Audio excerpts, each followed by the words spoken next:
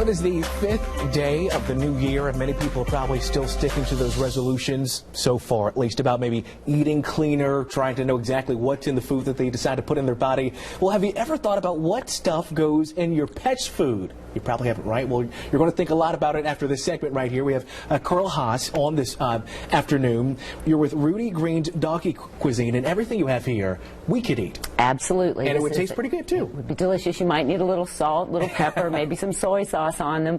But this is a human, edible, gently cooked food that is made for dogs. I founded this company in 2006.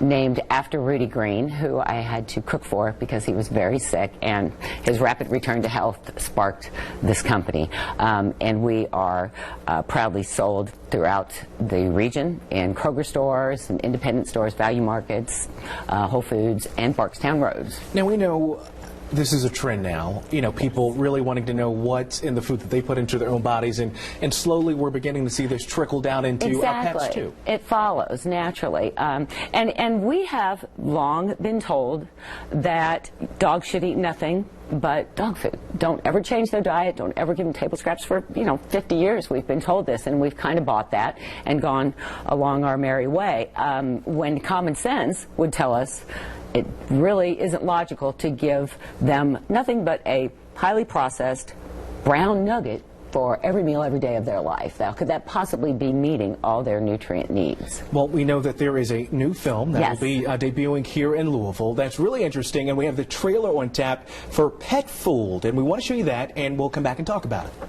First ingredient, ground yellow corn, chicken byproduct meal, corn gluten meal. Although this food really looks to be beautiful and something you'd be interested in nourishing your pet with, my recommendation is to avoid it. The pet food industry is telling us what to feed our pets, really more based on what they want to sell us than what's necessarily good for the pet. So no corn, no wheat, no soy. After many years of R&D, we have found that corn is still the best available source of carbohydrate. Those are the things that cause overweight, diabetes, arthritis, chronic skin infections, allergies. Corn and wheat have become so subsidized and so cheap. It's a super cheap way to make a food for somebody who can't say no. More than 60 million packages were taken off store shelves last month because they apparently contained wheat gluten that was tainted with the chemical melamine. They thought they were purchasing a certain protein product called wheat gluten, when in fact they were buying wheat flour that had been laced with cyanuric acid and melamine in order to pass it off as wheat gluten. That was a betrayal of trust. They don't care about me.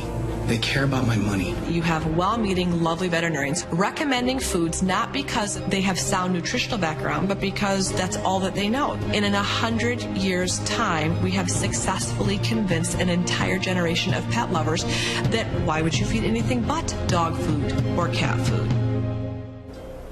PetFooled right there. A lot of the viewers at home probably scratching their heads and say, God, I've never truly thought about it before. But, Carla, this is something you've obviously thought a lot about there. Yes, and it's going to be an eye-opener for a lot of people that don't read pet food labels nor bother to Google search what those ingredients are. And so if people are looking to take alternative steps in, maybe they say, God, Carla, I barely have time to put food on the table for the kids when I get home after a long day. I don't have time to make food for my dog or cat or whatever your pet may be, but they have an option that you're providing. Right here. Yes, they can buy Rudy Greens and serve that. And for most people, kibble, dry food, is a convenient way of feeding their animals. But there's no reason that you can't add real whole foods in with that to give them the variety and the nutrition that are missing from a processed food. This film was produced and directed actually by a Kentucky native. His name is Cole Harrington, and it will be debuting nationally on Tuesday, January 10th.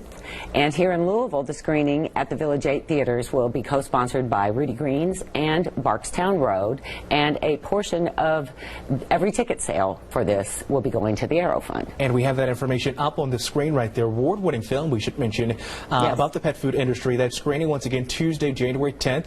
And so in just a few days at 7:15 p.m., $11 will get you in there. It's all happening at the Village 8 Theaters out there in Dutchman's Lane. And once again, $1 per ticket donated to the Aero Fund. But Carla, where can folks find you and Rudy Greens? Rudy Greens is online. We actually have a brand new website that's very exciting. So rudygreens.com. And we are sold in Kroger stores that have freezers in the pet food aisles. And like I said, the Barkstown Road locations here in Louisville have it as well. Amazon.com will ship it nationally. So if you have someone who loves their pet dearly that you know and would like to send them a very thoughtful, caring gift, we do sell our variety pack online at Amazon, and it'll ship nationally and free with Amazon Prime. And the you said the key word right there. Yeah, for a lot there you of go. Amazon Shipping, Prime, yes, free yes. shipping. But this is a way to get your dog the food that you'd be buying anyway at a very convenient way quickly, as we're running out of time.